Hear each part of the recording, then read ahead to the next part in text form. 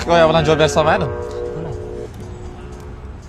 Bir hassa ko'targan inson bir ko'chani o'tib ketayotsa, bir eshik ochiq qolganini ko'radi.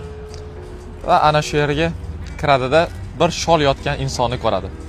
Haligi shol insonning oldiga borib, "Assalomu alaykum." "Va alaykum assalom. Menga bir piyola suv bersangiz. Men muhojirman. Rosa chanqadim." deb aytadi.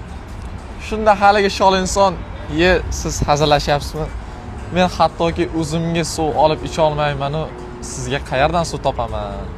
deb juda bir xafa bo'ladi. Ana shunda haligi hassa ko'targan inson aytadiki, "Ey Alloh taoloning hikmatini qarang. Bekordan bekorga shu ko'chadan o'tib qolmabman. Mana bu qo'limdagi hassa mo'jizaviy, sehrli hassa.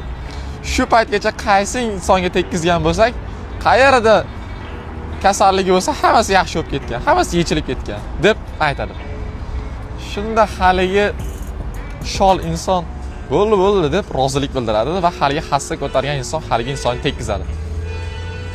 Hassa tekkizgandan so'ng haligi shol insonni bir ichidan quvvat kelib, bir juda ham isib ketib, Alloh taolodan xuddi bir yog'du kelayotgandek darajada bo'lib, yig'lab shashqotor ko'zlaridan yoshlar oqib, haligi hassa ko'targan insonni quchoqlab, "Ey vali inson, hayratam siz bor ekansiz.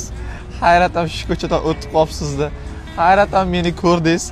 Va hayratam mana shu hassaviy bor ekan, mo'jizaviy hassangiz, mana shuni tekkizdingiz va men yaxshi bo'lib ketdim" deganda, haligi hassa ko'targan inson juda ham bir zo'r javob bergan ekan. "Men to'g'risi narigi mahalladagi odamman.